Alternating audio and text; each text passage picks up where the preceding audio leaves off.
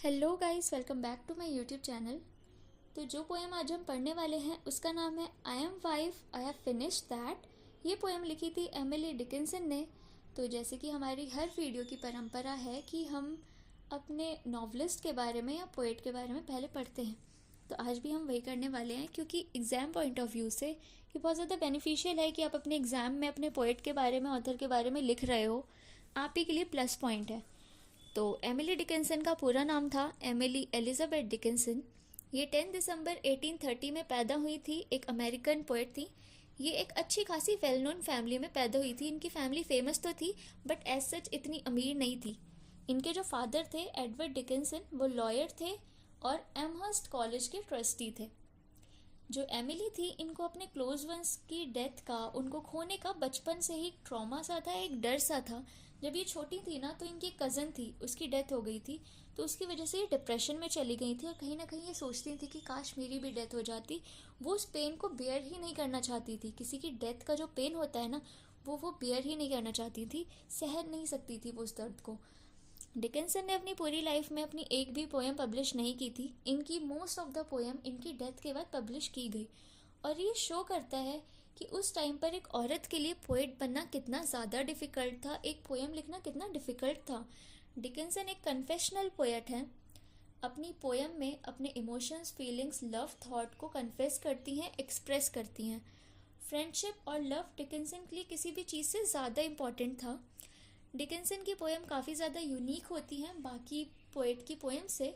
ऐसा इसीलिए क्योंकि ये अपनी पोएम में काफ़ी डैशेस का यूज़ करती हैं। आप देखोगे कि इनकी पोएम में ना काफ़ी जगह आपको डैश देखने मिलेगा, जिसका मतलब होता है हेजिटेशन।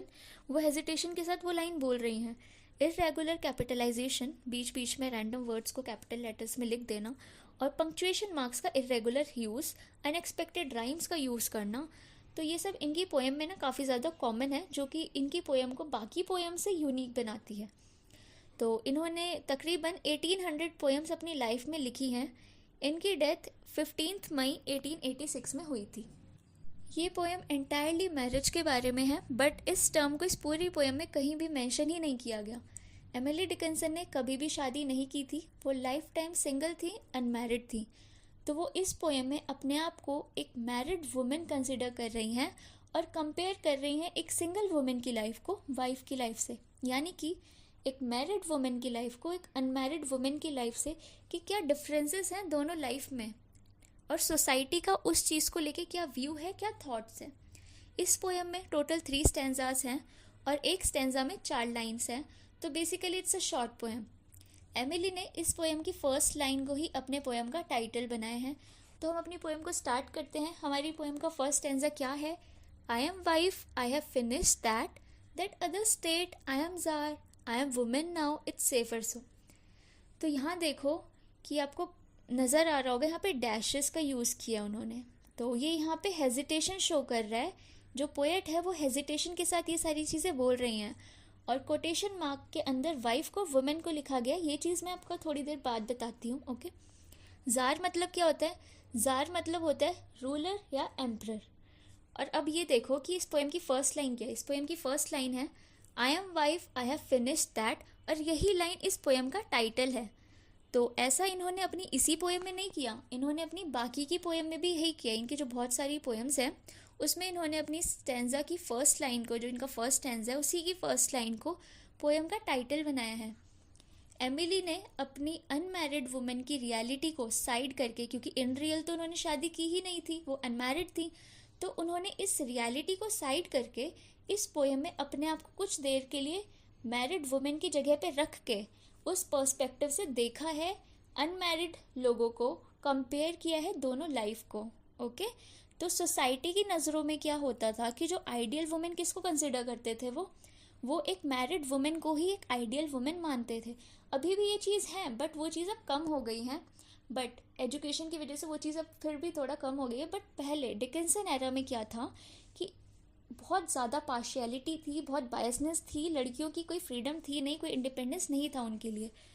तो इसीलिए वो यहाँ पे यही बोल रही हैं कि सोसाइटी की नज़रों में आइडियल वुमेन वही थी जो एक मैरिड वुमेन थी। तो जो मैरिड वुमेन हुआ करती थी ना, उनको ऐसा लगता था लोगों को कि उनकी लाइफ कंफर्टिंग है, काफ़ी सेफ है, ज़्यादा इजी है। जबकि जो सिंगल लड़कियां हैं, जो अनमैरिड लड़कियां हैं, उनकी लाइफ बहुत ज़्यादा लोनली है, बहुत पेनफुल है। बट एमिली यहाँ फेमिनिस्ट व्यू से गर्ल्स की लाइफ को बता रही हैं कि कितनी चेंज हो जाती है एक लड़की की ज़िंदगी शादी के बाद। पहले जब वो अनमैरिड होती हैं तो उसके पास फिर भी चॉइसेस है, फ्रीडम है, थोड़े बहुत जो भी हैं, बट शादी के बाद वो भी चीज़ें चली जाती हैं। ऊपर से उसके ऊपर एक वाइफ की रिस्पॉन्सिबिलिटी आ जाती है, एक वो फिर मदर बनती है तो अपने बच्चों की रिस्पॉन्सिबिलिटी आ जाती है, उसको अपने हस्बैंड की केयर करनी है, उसको अपने बच्चों की केयर करनी है, उनके चॉइसेस को फर्स्ट रखना है। उस औरत की खुद की कोई चॉइसेस बचती ही नहीं है। ठीक है, काफ़ी प्रॉब्लम्स को फेस करना पड़ता है, कोई फ्रीडम नहीं है, कोई चॉइसेस नहीं है, उनके डिसीजन मैटर नहीं करते, और जो भी उनका हस्बैंड बोल रहा है उनको वही करना है, जो मेल्स बोल रहे हैं वही उनको करना है। अगर आपको मेरी स्पीड थोड़ी फास्ट या स्लो लगे ना तो आप स्पीड फिक्स कर लेना ताकि आपका भी टाइम बच जाए। ओके, तो कंटिन्यू करते हैं। यहाँ पे वाइफ को, अभी मैंने पीछे बोला था ना कि देखो वाइफ को और वुमेन को कोटेशन मार्क्स के अंदर रखा गया है। वो इसलिए रखा गया है ताकि जो रीडर है वो पढ़े तो वहाँ पे इनकी अटेंशन जाए। जबकि यहाँ पे देखो वाइफ, मैरिड लाइफ और अनमैरिड लाइफ, गर्लहुड की भी तो बात हो रही है। गर्लहुड क्या है, अनमैरिड लाइफ को ही बोला गया है।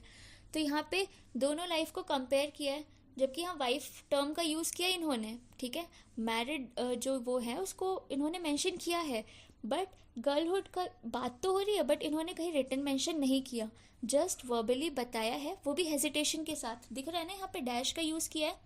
और दैट अदर स्टेट, यही इसी का मतलब है, गर्लहुड की बात कर रहे हैं। दैट अदर स्टेट इनडायरेक्टली बोला है इन्होंने, डायरेक्टली नहीं लिखा यहाँ पे गर्लहुड। ओके, तो अब हम अपना सेकंड स्टैंजा देखते हैं।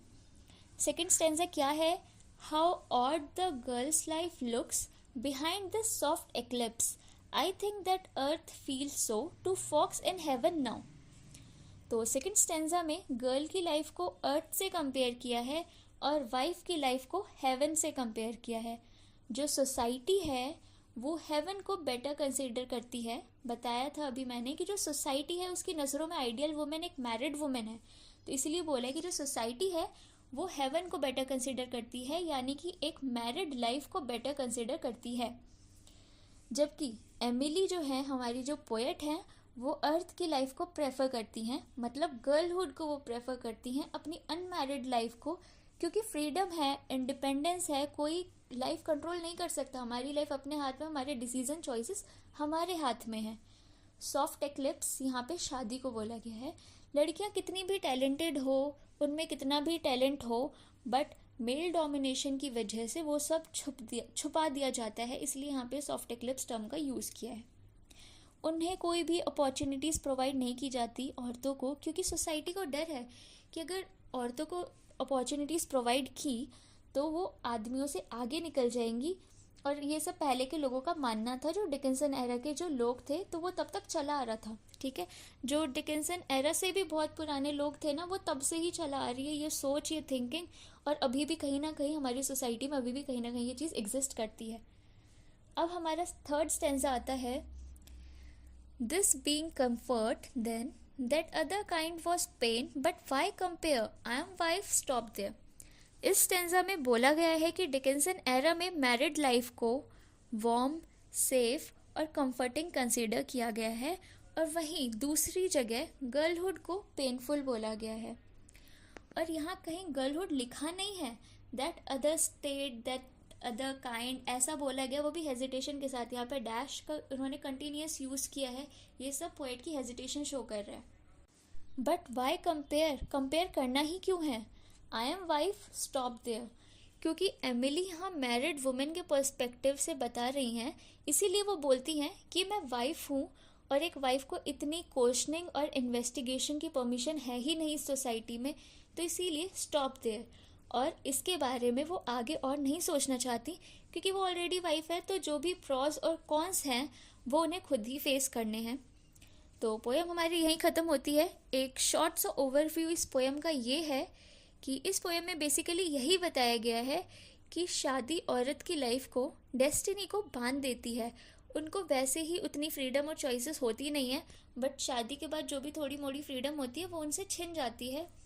एक वुमेन अपनी तरीके से जी ही नहीं पाती, जो मैन बोलते हैं उनको वही फॉलो करना पड़ता है, और औरत कितनी भी कोशिश कर ले इस चेन से बाहर निकलने की, बट वो नहीं निकल पाती। तो इस पोएम में पोएट के टाइम पर जो वुमेन्स की स्टेट थी, सिचुएशन थी, उसके बारे में बताया गया है, इस बारे में डिस्कस किया गया है। तो ये पोएम यहीं पे ख़त्म होती है। अगर कोई भी डाउट हो, कोई भी क्वेश्चन हो तो मुझसे कमेंट सेक्शन में पूछ लेना, ठीक है। बाकी थैंक यू सो मच।